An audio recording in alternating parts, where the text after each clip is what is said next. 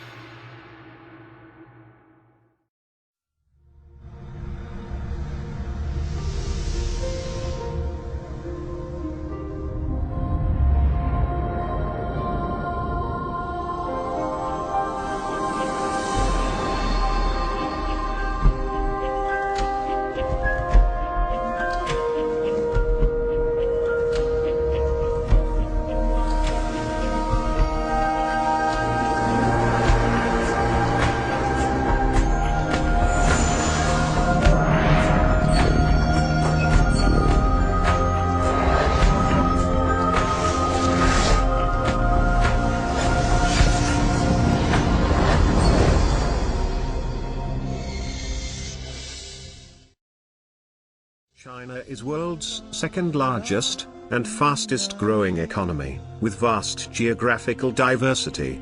On the same front, China's neighboring country, India, is world's second fastest growing economy, and eighth largest, with vast cultural diversity. India is also the biggest democratic country. Newgate India has done an intensive analysis, and results obtained from research supported the fact that the two leading nations, India and China, have a lot common in their economy pattern and follow a similar trend. In both the cases, consumer demand were impacted highly by macroeconomic variables and current economic conditions. However, their relationship and degree of association differed from each other. But in last one decade, China's consumer demand grew quite faster than that of India. The rapid economic growth in India and China in last one decade has cashed up a high ladder, with China having an average GDP growth of 10.7% and India having an average growth of 8.9% over the period 2005 to 2010, grabbed the top two positions globally in terms of annual GDP growth achieved. This inhabitable growth had resulted in creating employment and better business opportunities, that in turn has raised the average disposable incomes, purchasing power, ability to spend, making a steady growth in demand. But many other macroeconomy variables like employment, inflation, consumer price index, and bank's interest rate, set by central bank, would alter the consequences of increase or decrease in consumer demand. In India, in recent quarters of 2012, Reserve Bank of India have increased the interest rate to have a control on long-going inflation, but on the same time, though inflation is slowly getting controlled, industrial outputs have gone down. Newgate India sees that industries in India and China is one of the most competitive market catering to the global needs.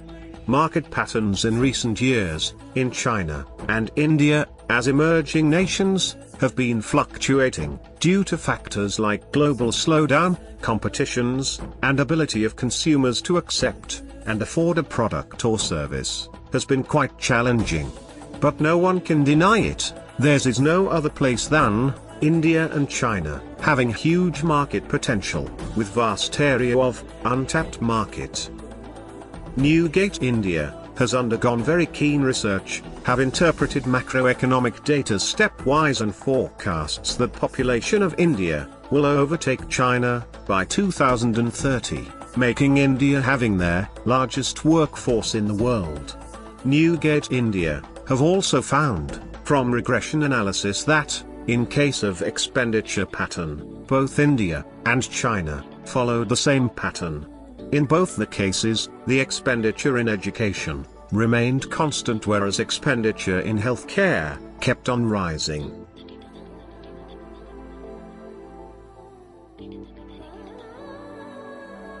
In India and China, the GDP growth rate had been constantly rising from 1999 to 2008. In 2008, due to economic depression, the GDP fell down, and picked up again from 2009. Over past few decades, industries and venture capitalists looking to invest in Chinese and Indian market have significantly risen. These vast markets act as a driving force to stimulate the economic growth in China and India.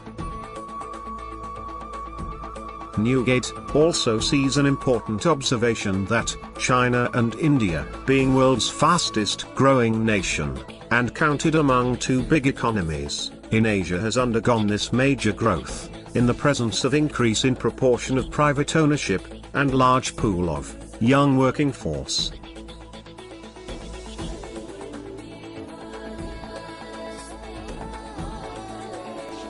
As forecasted by International Monetary Fund, China will overtake economy of USA by 2034, becoming the largest economy, and India will overtake USA by 2067, becoming the second largest economy.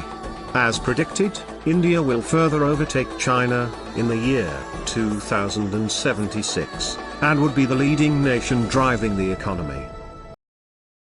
Now coming to China's high-speed railway system. China has the world's longest high-speed rail network, with about 6,800 kilometers of routes running above 200 kilometers per hour. It was expected that, by October 2012, China will reach at least 3,515 kilometers of rail lines, with highest speeds of 300 km per hour. High-speed rail service in China was introduced on 18 April 2007, and daily ridership has grown from 237,000 in 2007 to 796,000 in 2010. China's high-speed rail network consists of upgraded conventional railways, newly built high-speed passenger designated lines, and the world's first high-speed commercial magnetic levitation line. Newgate India's projection, based on railway network expansion from the year 2007 to 2011, indicates that their high-speed railway network is rapidly expanding, and the total network length of above 200 km per hour lines is expected to reach 18,000 km by the end of 2015. The pace of China's high-speed rail expansion slowed sharply in 2011. Concerns about safety, high ticket prices, low ridership, and financial sustainability of high-speed rail projects and environmental impact have drawn greater scrutiny from Newgate India has no doubts that their high-speed railway market in China has been red hot in recent years, and indicates that China's high-speed railroad track mileage may exceed 16,000 kilometers by 2020. The government is also spending 98 billion yuan to expand into less populated areas, as the first long-distance high-speed rail line in West China. The second line of Langshan Railway has a planned investment of more than 140 billion yuan. China's high-speed railway plays a very important role in logistics and transportation, done through high-speed cargo cars. High-speed railway have also helped in agricultural sector by reducing the wastage through reduction of cycle time. Every important stations have automated inventory tracking facilities, where goods are safely being transferred, loaded and unloaded from cargo cars. High-speed railway has given a thrust to retailer-on stations, to achieve higher sales volume. The Beijing-Shanghai high-speed line has 24 stations, including Tianjin, Jinan, Guizhou, Bengbu and Nanjing. The route crosses two major rivers, the Yellow and Yangtze.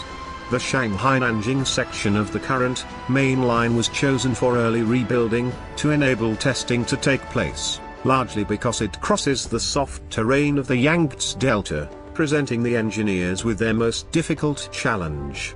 Two-thirds of the new route was built on embankment, with the vast majority of the remaining third being laid on bridges. Engineers lifted the 300-ton main span of this bridge into position using a 1,200-ton crane, and despite the weight and delicacy of the operation, it took just an hour and a half to drop the span and bolt it into place for each span. Route managing director said that high-speed railway flyover will make a real difference to passengers who would travel on this highly proficient high-speed lines. Lifting the main span into place is a milestone in the project, and a sign that engineers on track can deliver those benefits. What else can we learn about the future of the Chinese high-speed railroad network? Of course, it is growing, has a huge market, and has miles to grow. But, is it possible for India to build high-speed railway as efficient as China? Questions are still a growing concern for High-Speed Railway Authority of India. Newgate India have found many loopholes in the current railway network. Indian railway track does not meet the specification, and presence of very frequent sharp turnings at an average of every 15 kilometers leads to slowdown of railway speed. As of today, average speed of railway locomotives in India is 60 to 88 kilometers per hour. Growing railway safety and accidents has to be taken into prime focus.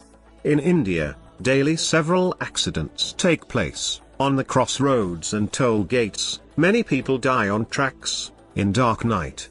In India, there is no centralized system to ensure that the tracks are safe enough to run the trains. No one in India can forget the derailment of Kerala-Howrah Express that occurred on 28th of May, 2010 in the West Midnapore district of West Bengal in India. The accident almost sabotaged the Midnapore-Tatanagar route for more than a year. It was disputed as to whether sabotage or a bomb caused damage on the railway track, which in turn led to a train's derailment. The train derailment had raised a question on people's safety in transport. Later, an oncoming goods train hit the loose carriages, resulting in the deaths of at least 141 passengers. In India, bridges are not being taken care, which resulted in Kadalungi train disaster, one of the biggest accidents on the Indian railway network, in 2001. On 21 July, the Mangalore-Chennai mail, heading for Chennai, was crossing Bridge 924, over the Kadalungi River, near Calicut, when it derailed and fell into the river. The death toll for the accident rose steadily, as bodies were retrieved from the wreckage over the course of a week, but a figure of 57 people was eventually reported as killed or missing, including at least 8 women and 2 children, whilst between 117 and 300 were injured and transported to nearby hospitals. In India, still a lot of bridges are on halt, have expired and needs to be addressed soon. But help still lies. India is a leading country in technological advancement, information systems and innovation. Although India doesn't own competencies in this sector, but it can outsource to international players to take this up as a turnkey project. Few such players are Network Rails, Bombardier, Siemens, who can collaborate with Indian manufacturer BAIL to undergo high-speed rail project. Indian Railways' approach to high speed is an incremental improvement on existing conventional lines. for up to 160 km per hour, with a forward vision of speed above 200 km per hour, on new tracks with state-of-the-art technology. While they do not define high speed, Indian Railways' approach matches the high-speed definitions of the Trans-European High-Speed Rail Network, for upgraded lines and new lines built for high speed. India had already found out the technology in 2002 to build up high-speed railway, but growing population, infrastructure, rehabilitation of tracks, and government investments were key factors, leading to delay in this project. However, good news were on cards when Indian construction proved to be competent enough, after the launch of metros in Delhi and Bangalore, which ran on flyovers and bridges across the cities, similar to that of the requirement of construction in high-speed rail. Although high-speed rail is quite challenging and different to that of metro rail, but Indian construction players like L&T Infrastructure has set standards that now India is also not too far to build constructive flyover to support such projects. Bangalore Metro paved a new way in the Indian history of railway. The capacity per train is approximately 1,000, through longitudinal seating, giving a high proportion of the area to standing passengers. The maximum attainable speed is 80 km per hour. Bangalore Metro rails are the first metro in India to have Wi-Fi enabled on trains, so passengers can use laptops, tablets as well as mobile internet. Passengers also have emergency voice communication with train staff through a speaker system. Passengers are provided with a call button to communicate anything to the driver or control center during an emergency. Newgate India had conducted a survey to find out the most optimal railway route that would suit a high-speed railway network. Newgate India took 4 important factors into consideration. Number 1, the average disposable income of each station or place. Secondly, the average demand of passengers in that station. Third, geographical feasibility to support high-speed railway. And fourth, the expected tenure of return on investment, or break-even. Newgate India selects 24 important routes from the available pools of network in Indian Railway. The cities that could match this criteria were Delhi, Mumbai, Chennai, Kolkata, Bangalore, Hyderabad, Jaipur, Patna, Pune, Chandigarh, Goa, Coimbatore, Bhubaneswar, and Ahmedabad. After doing a thorough analysis, we ranked the top 5 routes that had potential to have high-speed railway. Delhi, Chandigarh route had ranked at the top position, but due to short distance and very few important stations in between, it did not support an early break-even. However, Bangalore to Chennai and Bangalore to Hyderabad routes supported an early break-even.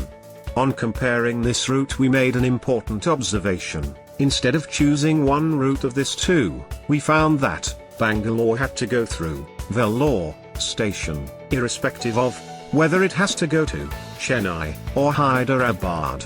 Hence, keeping in mind that this common route, targeting 2 large stations, Chennai and Hyderabad, would save a cost of 1,788 crores.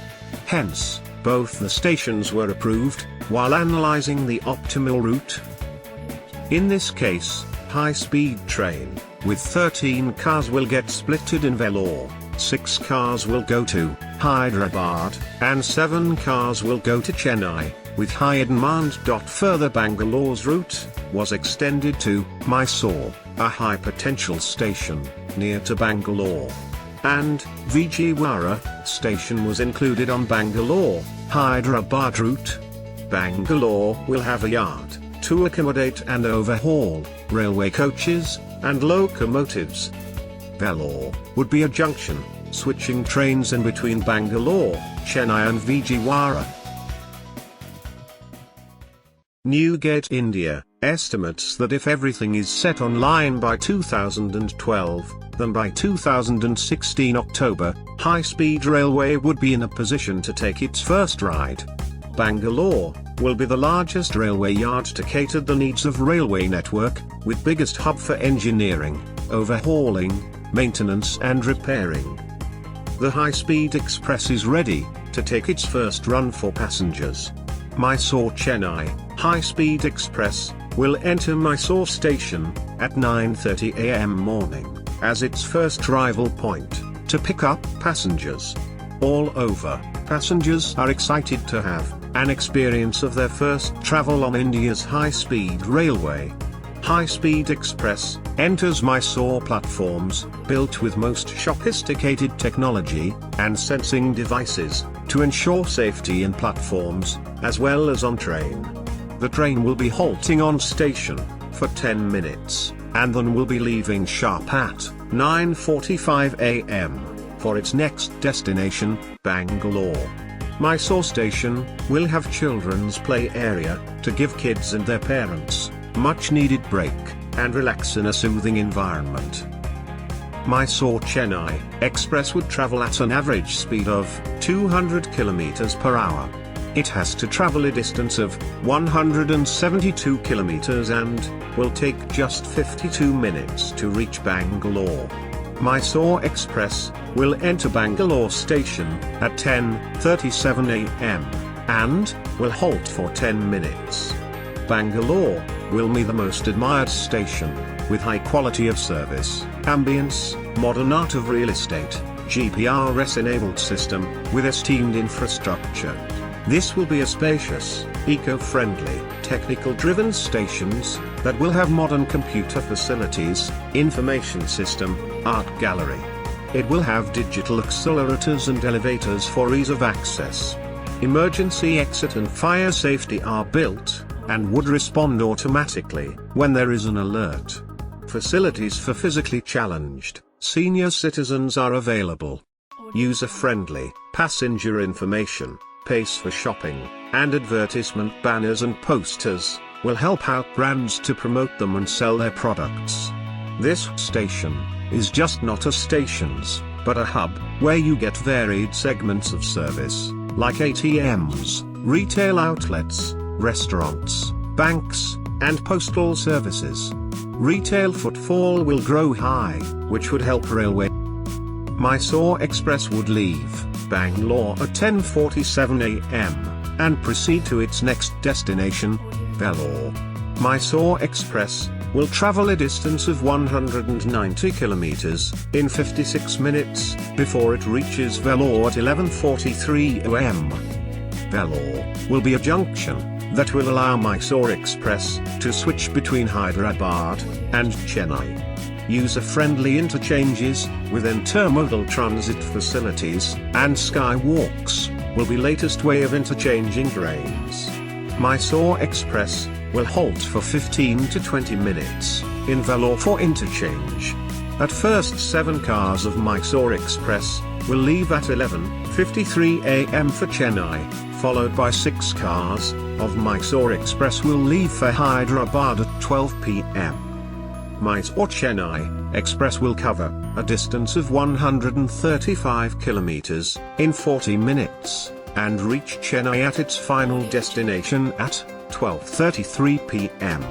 This mode of transportation, that ensures public safety, will save people from fatal accidents. Intelligent softwares, ERP systems and surveillance would have a check on safety of tracks and any threats inside the train. The station will have air purifiers to lower down carbon production and increase the percentage of oxygen in surrounding atmosphere. With lesser noise levels, it will help in reducing noise pollution. Railway stations will have adequate facilities, digital boards to guide people. Order processing system would work on reducing the queue at railway counters through proper optimization of passenger traffic. Chennai Station, too, will have hospitals, arrangement for physically challenged, and emergency wards. Chennai Station will have automated systems, keep track on baggage, and cross-check every luggage before passengers go on board, to ensure public safety. One of the greatest advantage of platforms would be the platform screen doors, that would avoid any fatal accidents on rail.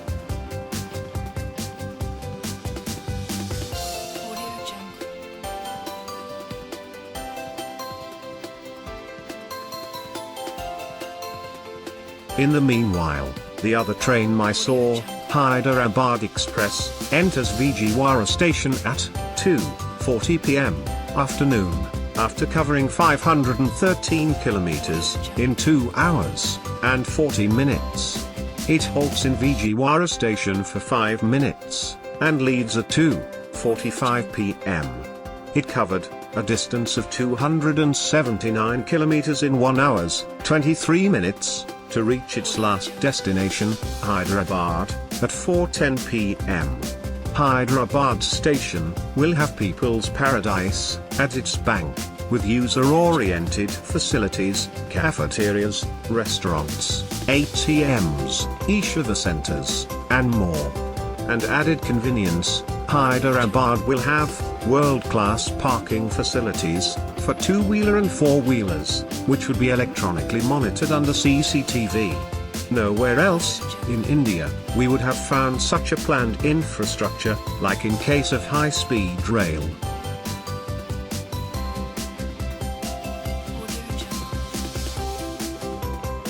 Bangalore will have the biggest yard, with MRO centres, located in Whitefield, where railway would touch tangentially to the city, without affecting the mass population. Maintenance and repairing of railway coaches and locomotives will be done here. Everything would be monitored from Operational Control Center. We'll have workshops with high-tech safety equipments. So finally we see that India will not too far behind China to operate high-speed railway, that would be soon seen in near future. High-speed railway in India is feasible, and will have long way to grow. India will build fast track to future. The future is here. This research is purely supported by Newgate Research and Consultancy, under the parent company, Newgate India. We conduct business research, market research, and financial feasibility research in every industrial sectors across the globe. For any research-related assistance or service, email us at contact@newgate.in. You can visit our website www.newgateresearch.in. This documentary film has been made and composed by Newgate Multimedia, under the parent company, Newgate India. For any video, direction, or animation-related assistance or service, email us at contact@newgate.in. You can visit our website www.newgatemedia.in. Join us on Facebook, LinkedIn. Follows us on Twitter, Blogger. Watch out us on YouTube, WordPress, and speak to us on Skype.